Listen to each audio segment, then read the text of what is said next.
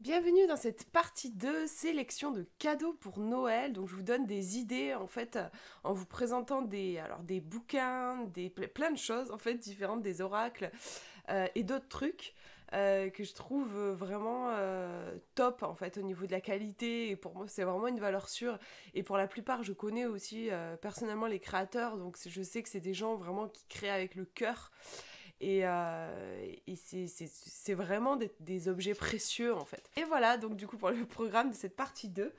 Alors, au niveau des sélections que j'ai encore dans mon petit coffre à côté de moi, en oracle, alors forcément j'ai le magnifique Poésis, les cartes intuitives, qui a été édité chez le Lotus et l'éléphant, qui est au prix de 25 euros. C'est un jeu vraiment... Il se détache des autres, clairement. Je vais vous montrer. Alors déjà, il a pas mal de cartes. Il en a 77, impressionnant. Je croyais qu'il y en avait 60, c'est déjà beaucoup pour un oracle, mais la 77, c'est juste impressionnant. Les cartes sont en noir et blanc au niveau des illustrations, mais les illustrations sont très puissantes sur le plan symbolique. Je vous disais quand je vous ai présenté ce jeu, parce que vous avez la review sur la chaîne complète, c'est un jeu qui souvent génère des émotions chez moi, notamment des larmes. Très souvent, je ne sais pas pourquoi, mais il déclenche des larmes chez moi. Euh, donc voilà, je vous en montre quelques-unes. Et au niveau du livret, en fait, vous allez avoir de la poésie, hein, d'où le nom Poésis. C'est vraiment... Il y a quelque chose de puissant qui s'adresse, je trouve, notamment à l'inconscient. Ça peut être des images qu'on pourrait voir dans nos rêves la nuit, je trouve. Et c'est ça l'univers de ce jeu. Je trouve qu'il y a quelque chose en lien avec les rêves, quelque chose de très onirique, de très inconscient. Il est très puissant, c'est un jeu en général, une carte suffit pour répondre à une question, vous n'avez pas besoin de faire un tirage à 7 cartes. Et voilà, donc je vous montre une page, par exemple ici, l'esprit. Voilà, vous avez non seulement un poème, mais en plus même au niveau de la mise en page, vous voyez que tout est pensé, hein, avec le réveillez-vous qui est vraiment à la ligne et qui se détache des autres paragraphes, avec même un petit espace ici. Je vais vous montrer un autre, voilà, ici sur la naissance. On a un travail aussi, hein, qui est fait au niveau de la mise en page. Les poèmes sont magnifiques, c'est vraiment un jeu sublime. Vraiment sublime, je trouve. Il fallait absolument que je le mette dans ma sélection de cadeaux. Qu'est-ce que j'ai d'autre? Alors, j'en ai un ici. Hop. Et l'autre, eh ben, je sais plus, mais je croyais qu'il était... Ah voilà, il est là. C'est les oracles, les breloques de Mona. Breloques de Mona, vous avez celui-ci ou celui-ci plus récent, Oracle des breloques d'Elucia. Celui-ci, il est sur le thème, il est inspiré par la magie verte et tout ce qui est celtique. Et celui-ci, il est plus général, on va dire, il n'a pas de thème particulier. Alors, bon là par contre, c'est pas un petit prix, je crois qu'ils sont au prix de 89 euros. Donc c'est clairement pour les Pères Noël qui ont de l'argent. Mais je trouve que c'est un superbe cadeau. Je sais d'ailleurs que quand je l'ai présenté, il y a certaines personnes qui disaient ah ben je vais le commander pour Noël. Je trouve que c'est vraiment un cadeau précieux. Donc voilà, le prix s'explique notamment par la qualité des breloques. On me demandait aussi, quand je vous avais présenté, il y a des gens qui me disaient est-ce qu'ils s'abîment, est-ce que les breloques s'abîment? Pas du tout. Vraiment, c'est de la super qualité. Je vais vous en montrer. Celle-ci, c'est ma préférée. J'adore. C'est original. Chaque breloque a été vraiment pensée, du coup, dans un but divinatoire. On est vraiment sur des symboles, hein. Ici, l'épi de blé, par exemple. Là, je suis en train de vous montrer le celtique. Les cartes à jouer, voilà, bon, là non plus je vais pas vous faire une présentation complète, si ça vous intéresse, vous l'avez sur la chaîne. Donc ce sont du coup des jeux, vous avez les breloques à l'intérieur, vous avez un petit sachet en plus, donc là par exemple c'est avec le Celte. Vous avez un dé, vous avez, en fait pour savoir par exemple si vous voulez, mais qu'est-ce que j'ai moi, c'est moi. Ok, donc en fait j'ai ma guirlande qui se barre. J'étais en train de me dire, mais j'ai une étiquette qui dépasse, mais non, c'est ma guirlande lumineuse qui se tire. Excusez-moi. Donc oui, on a un dé pour décider combien de breloques vous allez tirer. Voilà, bref. Je ne vais pas rentrer trop dans les détails. Bien sûr, vous avez également une notice euh, pour, euh, pour avoir la signification. Vous recevez une pochette comme ça pour avoir la signification de chaque breloque, comme dans un oracle traditionnel. Donc c'est vraiment très bien fait. Qu'est-ce que j'ai d'autre dans ma boîte au Père Noël? Dans ma boîte au Père Noël. Allez, un dernier oracle là que j'ai présent dans ma boîte. C'est l'oracle Atlantis, l'oracle des océans de Marie Besnier. Juste une tuerie pour ceux qui adorent l'univers de l'eau. C'est mon cas. Je suis très attirée notamment par les sirènes. Mes créatures magiques préférées, c'est les licornes et suivies par les sirènes. Donc voilà, on a là aussi beaucoup de cartes avec des illustrations qui sont tout de suite très parlantes. Et un livret qui va être super, super bien fait. J'aime beaucoup le livret de ce jeu.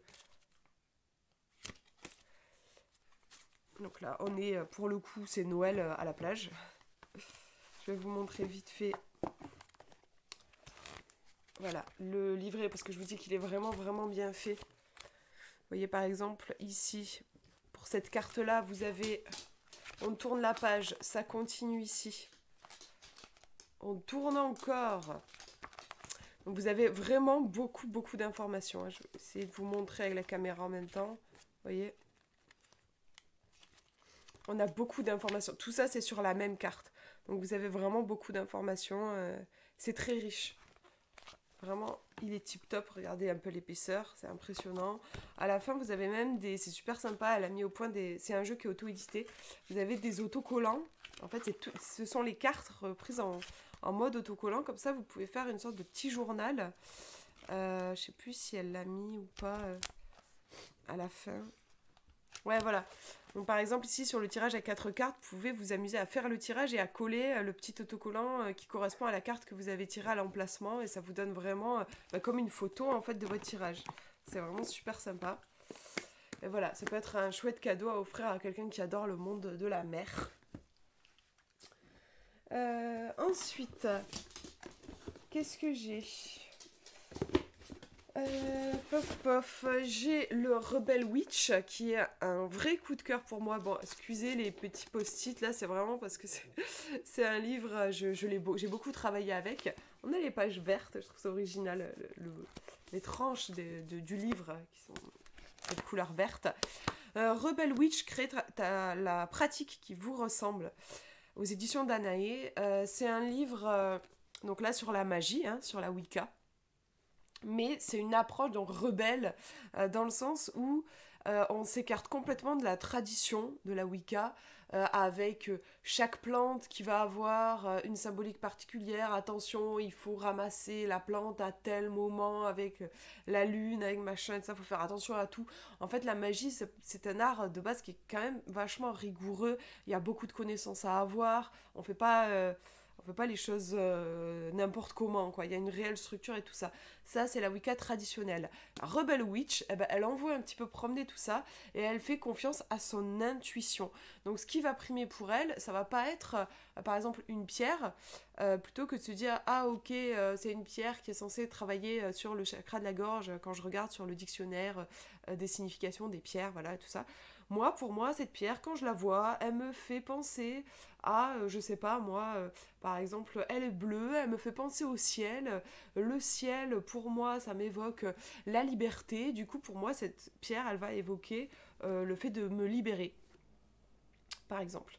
Là, j'ai fait une interprétation qui est complètement personnelle. En réalité, si je vais regarder la signification dans un livret, par exemple un dictionnaire de symboles, comme je vous dis, on va peut-être me dire ça travaille sur le chakra de la gorge, tout ça, c'est absolument pas relié à la notion de liberté. Ouais, mais pour moi, c'est comme ça qu'elle m'a parlé. Et je vais me baser sur ça. En fait, c'est un peu la nouvelle école. On peut retrouver la même chose d'ailleurs dans les oracles et le tarot. Vous avez deux écoles un petit peu de façon de faire. Vous avez ceux qui vont vous dire oh là là, il faut surtout pas improviser avec le tarot, c'est quelque chose qui s'étudie, il faut des années, on va étudier les symboles, on va étudier les couleurs, on va étudier la cabale, on va étudier plein de choses pour vraiment intégrer tout ce symbolisme, machin, tout ça, voilà. C'est un petit peu la vieille école. Et ce qui est en train d'arriver, moi c'est complètement ma façon de faire, mais je trouve qu'on n'en entend pas encore trop parler, c'est le fameux tarot psychologique. C'est-à-dire, en fait, je vais utiliser les cartes comme un moyen de projection, je vais projeter mon inconscient dans la carte. Donc, en partant de ce principe-là, vous n'avez pas besoin de connaître les symboles, vous n'avez pas besoin de connaître les significations des cartes, puisque votre inconscient connaît la réponse à votre question. Et la carte va être un miroir, elle va venir refléter ça. Donc là, si je me retrouve, par exemple, je sais pas moi, avec le roi de coupe dans le tarot, plutôt que de me référer à la connaissance de la carte, si je vais chercher là aussi par exemple un livre sur le tarot, on va m'expliquer le roi de coupe, la maîtrise des émotions par exemple, ce genre de choses. Oui, mais peut-être que moi, sur l'illustration que j'ai tirée, alors là ça dépend du coup de l'artiste, comment il a représenté la carte, mais ça va peut-être m'évoquer totalement autre chose. Et avec le tarot psychologique, avec la lecture intuitive, je vais me baser avant tout sur mes sensations, les souvenirs que ça fait émerger chez moi, les images que ça fait émerger chez moi.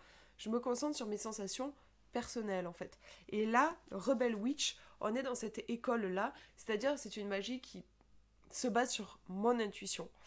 Et j'en vois promener les règles si elles ne me parlent pas. Par exemple, en magie, on a plein de règles, mais on a notamment le cercle de protection. Bah, dans Rebel Witch, elle vous parle du cercle de protection. Déjà, elle vous donne plein de façons originales de le faire, de le mettre en place. Mais elle vous dit à un moment donné, si le cercle de protection, c'est pas votre truc, bah, vous n'êtes pas obligé de le faire. Il n'y a aucune obligation dans cette forme de magie-là. Moi, j'ai adoré cette approche. En fait, c'est une approche que j'avais déjà spontanément, moi, personnelle, mais d'avoir un livre qui aille dans ce sens et puis qui... c'est une mine d'idées, c'est une mine d'informations, c'est une caverne au trésor sur le plan de la créativité. En fait, ça va vous donner plein de propositions super sympas, super agréables. Et j'ai trouvé qu'il y avait notamment aussi beaucoup la notion de plaisir qui était mise en avant. L'importance juste de kiffer, de se faire plaisir en réalisant des sorts, en faisant des rituels, en mettant au point des sortilèges, avec un côté aussi très ancré dans notre société. Donc un peu même, il y a l'idée d'introduire la culture, la pop culture en fait. Donc pourquoi pas travailler avec des personnages de séries, des personnages de films, faire de la magie, voilà, avec des personnages fictifs. Vraiment, on casse les codes et ça inscrit la magie aussi dans notre société actuelle, du coup dans notre vie. C'est clair que ça ne plaira pas à tout le monde, mais moi je kiffe. Et si vous connaissez quelqu'un qui a aussi cet esprit très créatif, euh, pour qui la pop culture est importante, moi je fais partie de ces gens-là, et je connais certaines personnes qui ont une approche, notamment aussi au niveau des cartes, en cartomancie, qui adore jouer avec la pop culture. Par exemple, le roi de coupe, je parlais du roi de coupe, pour moi, il me fait penser à tel personnage dans telle série, et je vais travailler vraiment consciemment avec cette pop culture. Donc si vous connaissez, ou si vous êtes comme ça aussi, quelqu'un qui est dans ce trip j'ai une pratique ésotérique, cartomancie, magie, mais j'ai vachement besoin, j'aime jouer avec ce qui est présent autour de moi et bien ancré dans notre société. Ça peut être un livre vraiment top. Vraiment, je trouve qu'il est d'une grande qualité. Et il est quand même, il fait plus de 300 pages, donc c'est un beau pavé aussi. Ensuite, qu'est-ce que j'ai sur l'aspect créatif? Donc là, on sort un petit peu de l'ésotérisme, même on sort carrément de l'ésotérisme en fait. Ce sont les exercices créatifs zen d'Anne-Marie Jobin, le complément idéal du nouveau journal créatif. Alors moi, je ne l'ai pas, le nouveau journal créatif. Vous pouvez très bien juste prendre celui-ci, hein, il se suffit à lui-même. Moi, je l'avais choisi parce que créatif zen, comme j'ai une tendance à être très angoissée et très stressée, et ben il m'a attiré de suite. J'ai beaucoup aimé aussi le fond bleu qui a été... Il a un effet très apaisant pour moi. Donc là, on pourrait dire quelque chose qui s'approche de l'art-thérapie. Ça fait beaucoup de bien dans les périodes où on se sent particulièrement angoissé, où le cerveau prend beaucoup la place. Voilà. Si vous connaissez quelqu'un qui a cette tendance à être un peu submergé par ses pensées, qui vit un peu à 200 à l'heure, ça peut être une super idée de cadeau pour quelqu'un qui aime aussi créer, qui aime ce côté manuel-là. Donc là, ça n'a rien à voir, c'est pas du tout un livre qui va traiter de la cartomancie, de l'ésotérisme ou de la spiritualité, on est vraiment dans le bien-être. Mais je voulais en parler parce que c'est un bouquin, moi, qui m'a fait beaucoup de bien à une période de ma vie. Et je le garde bien au chaud dans ma bibliothèque pour les moments où je me sens vraiment débordée. C'est un beau bouquin. Tout ce que fait Anne-Marie Jobin, d'ailleurs, c'est top. Enfin, moi, j'ai celui-ci d'elle, mais j'ai feuilleté d'autres livres, elle en a fait d'autres. Je sais qu'elle en a fait un notamment sur l'insomnie, sur le travail sur les rêves, qui a l'air super. Moi, je ne l'ai pas testé personnellement, mais elle a vraiment l'air super. Donc voilà, Anne-Marie Jobin, je trouve c'est génial ce qu'elle fait, j'adore. Et toujours dans l'aspect créatif, mais là pour le coup orienté cartomancie, on a créé votre oracle d'Anna Niesler qui est sorti tout récemment, que je trouve vraiment c'est une pépite. Je suis en train de travailler avec, justement depuis que je suis malade, je suis en train de bosser avec. C'est un livre qui fait beaucoup beaucoup de bien. C'est pas juste un bouquin pour apprendre à créer votre oracle. Je trouve qu'elle a, Anna a une façon d'écrire et de nous accompagner. Franchement, c'est un moment de cocooning, de bien-être, de rencontre avec son âme. C'est vraiment, vraiment puissant. J'ai pas les mots, il faut l'expérimenter, mais vraiment, je trouve que c'est un super cadeau à recevoir sous le sapin pour quelqu'un qui est attiré par, bien sûr, qui aime voilà, la cartomancie et qui a aussi ce goût pour le bien-être, pour la rencontre avec soi-même. Donc vous allez vraiment être guidé avec ce bouquin pas à pas et à la fin vous avez donc les cartes qui sont détachables. Là c'est le dos des cartes. Voilà, vous avez en fait ce que l'auteur appelle des amorces, c'est-à-dire en fait en gros des petits croquis qui sont posés qui vont vous permettre de ne pas débuter avec rien du tout, en fait avec l'angoisse de la page blanche, là voilà vous ne l'aurez pas, vous avez déjà des bases de la carte, par exemple ici l'espérance avec l'oiseau, et en fait après c'est à vous, vous pouvez ajouter des choses, bien sûr vous allez ajouter des couleurs, vous pouvez ajouter des mots, vous pouvez ajouter des symboles, vous pouvez aussi compléter l'illustration parce que vous voyez qu'il y a des espaces blancs. Et c'est très intéressant de faire travailler l'imaginaire, de se demander par exemple, cet oiseau-là, qu'est-ce qu'il fait, où est-ce qu'il va avec ce petit rameau peut-être d'olivier. Déjà, qu'est-ce que c'est? On peut dire, est-ce que c'est un rameau d'olivier? Voilà, est-ce qu'il l'emmène à quelqu'un? À qui est-ce qu'il l'emmène? Du coup, je peux dessiner. Est-ce que c'est un être humain? Est-ce que c'est un autre oiseau? Est-ce que c'est une porte? Est-ce qu'il va rentrer dans une porte? Est-ce qu'il va voyager dans un nouveau monde? Voilà, en fait, elle vous donne une base. Le dessin sur la carte est une base. Et ensuite, à vous de tisser, de raconter une histoire. Et je trouve que c'est génial. Je trouve que c'est très plaisant à faire. Et alors, du coup, je suis au tout début. Moi, je suis en train de travailler sur la carte de la distance. Vous voyez, bon, j'ai pas fait grand-chose. Je suis vraiment au tout début. J'ai juste dessiné un œil au centre. Enfin, ici, là. Mais j'étais en train de méditer, de réfléchir sur les couleurs. Voilà, c'est un voyage en soi qui vous est vraiment proposé. Et je suis persuadée qu'à la fin, quand on a vraiment travaillé sur toutes ces cartes et composé tout l'oracle, je pense que les tirages ils doivent être super puissants. Parce que tout le temps que vous allez mettre, toute l'énergie que vous allez mettre à créer ce jeu, en fait, ça va se ressentir ensuite quand vous allez faire vos tirages. Donc voilà, je trouve c'est une superbe idée de cadeau à 20 €. Voilà, pour quelqu'un qui a besoin de se faire du bien, qui aime aussi ça et qui kiffe les jeux et qui a envie de se créer le sien. Donc voilà pour cette sélection de cadeaux. Je pense que je vais faire prochainement des vidéos, enfin en tout cas une vidéo pour vous parler de boutiques en fait, de boutiques en ligne, d'artisans que je trouve, des boutiques que je trouve juste géniales, que j'ai pu tester, donc tester et approuver par moi. Je pense que ça peut être sympa et là je me disais que ça fait peut-être beaucoup de tout vous exposer juste dans ces 2 vidéos cadeaux. Donc je pense que je tournerai ça dans les jours prochains. Voilà, je vous fais de gros bisous, prenez bien soin de vous.